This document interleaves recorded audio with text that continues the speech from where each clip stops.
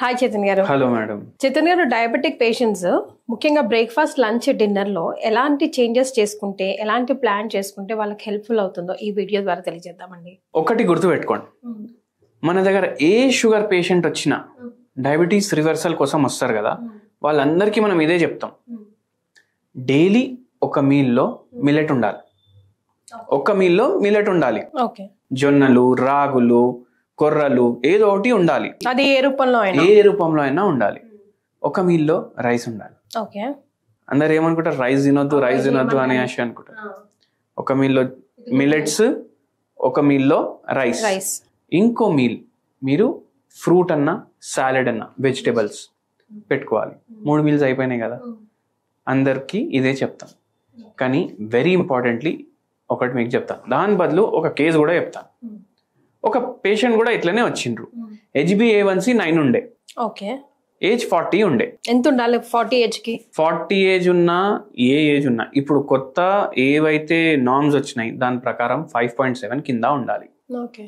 అయితే ఏమైంది, మనం చెప్పినాము ఒక పూట జొన్న రొట్టె తినాలి, ఒక పూట మీరు ఫ్రూట్స్ తినాలి, ఒక పూట రైస్ తినండి. సరే, హెల్ప్ అయినరు. 4 months తర్వాత మళ్ళీ HbA1c చెప్పిస్తాం మనం. మళ్ళీ 8 వరకే వచ్చింది. నేను అనుకున్నా 6 కిందికి రావాలనుకున్నా. ఓకే. 8 వచ్చింది. మనం అడిగినాం, ఏమైనా బయట తింటున్నారా అంటే లేదు. ఏమైనా ఎక్కువ ఆయిల్ వేసుకుంటూ తింటున్నారా అంటే లేదు. మళ్ళీ ఎందుకు ఇట్లా వస్తుంది అంటే మనం క్వాంటిటీ అడిగినాము. ఓకే. మనం ఫ్రూట్స్ నైట్ టైం తినమన్నాము. ఈయన జొన్న రొట్టె నైట్ తింటుండే. మళ్ళీ ఒకవేళ జొన్న రొట్టె నైట్ తింటే కూడా ఒకటే జొన్న రొట్టె తినాలి. ఈ సార్ 5 జొన్న రొట్టెలు తింటారు. 5 చాలా ఎక్కువ, చాలా టూ మచ్. అది నైట్ టైం. అయితే ఎందుకు అంత అంటే నాకు ఆకలి అవుతుంది, నేను కంట్రోల్ చేసుకోలేకపోతున్నా అని అన్నారు. అయితే వెరీ ఇంపార్టెంట్లీ ఏంటంటే మీరు ఏ ఫుడ్ తిన్నా దాంట్లో మనకు క్యాలరీస్ గురించి ఐడియా ఉండాలి. డెవలప్ నేషన్స్ ఉంటాయి కదా, US, UK, ఆడ చిన్న చిన్న పిల్లలకి స్కూల్లో నేర్పిస్తారు ఇది తింటే నీ క్యాలరీలు అనేసి. మన దగ్గర అది నేర్పియారు. కడుపు నిండాలనే చూస్తామే. కడుపు నిండా తిన్నారా లేదా అని ఆలోచిస్తారు అందరు. అవునండి. ఇక్కడ వరకు తినాలి అనేసి ఉంటుంది.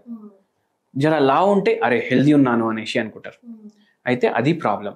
అయితే ఇక్కడ ఏమైతుంది, ఎక్కువ క్యాలరీలు పోతున్నాయి, ఇంకా షుగర్ పెరుగుతుంది. అయితే మనం ఏం చేసినాము, నైట్ టైం ఒక జొన్న రొట్టె, ఏ కర్రీ తింటారు తినండి, కానీ కర్రీ ఏదైతే తింటారు అది ఫ్రైడ్ కర్రీ ఉండొద్దు. ఓకే.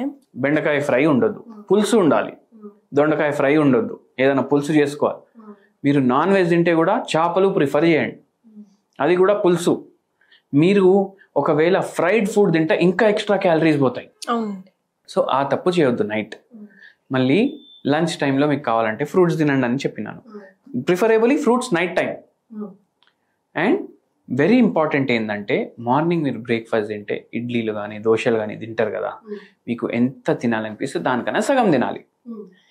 మార్నింగ్ బ్రేక్ఫాస్ట్లో సగం క్యాలరీలు తీసేసినాము.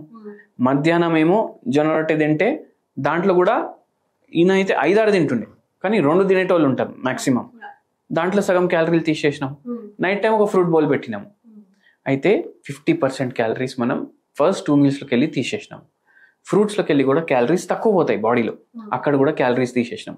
దాంతోపాటు హోమియోపతి మెడిసిన్స్ ఇస్తాము. అట్లా మనం పేషెంట్కి షుగర్ రివర్స్ చేస్తాము.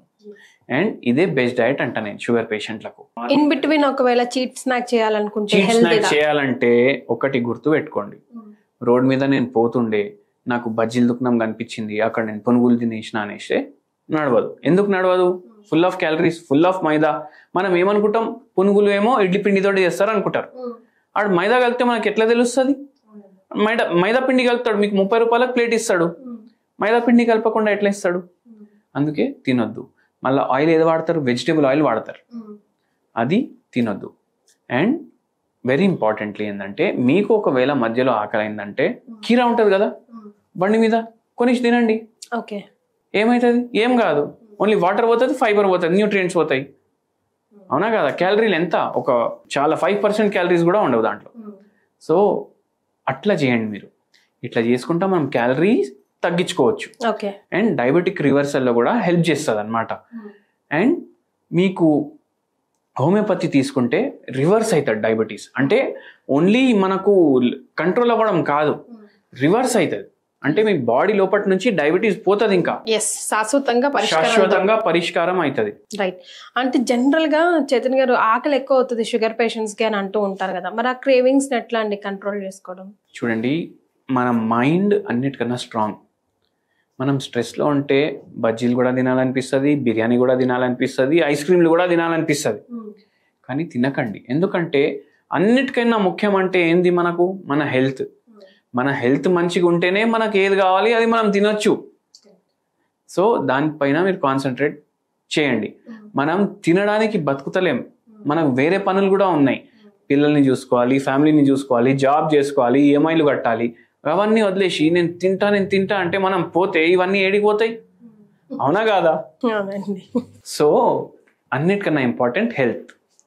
దాని మీద మీరు ఫోకస్ చేస్తే ఇవన్నీ మర్చిపోతారు. ఒక వాల్ పేపర్ పెట్టుకోండి ఫ్యామిలీది ఫోన్లో, మీకు ఇట్లా ఏమైనా తినాలనిపిస్తే అది చూడండి, ఆటోమేటికలీ ఆ డిజైర్ పోతుంది. కానీ మనిషి అన్నాక టేస్టులు చేయాలి కదా చైతన్య గారు. టేస్టులు చేయాలంటే ఇంత బుక్క వేసుకొని వదిలేసేయండి, ఇంకా ఆ టంగ్ ని సాటిస్ఫై చేయండి. మీ మైండ్ సాటిస్ఫై అయిపోతుంది. మీ మైండ్ మీ కంట్రోల్లో ఉండాలి, మీరు మీ మైండ్ కంట్రోల్లో ఎప్పుడు ఉండొద్దు. Exactly. So healthy eating is like very important. అందులో మెయిన్ మీరు చెప్పేది ఎప్పుడైనా క్యాలరీ కౌంటర్ ఉండాలి కంపల్సరీగా అని అంటారు. హెల్దీ ఈటింగ్, క్యాలరీ కౌంటర్ ఉంటే సగం రోగం మన దగ్గరికే రాదు, వచ్చినా పారిపోతుంది. థ్యాంక్ యూ సో మచ్ అండి.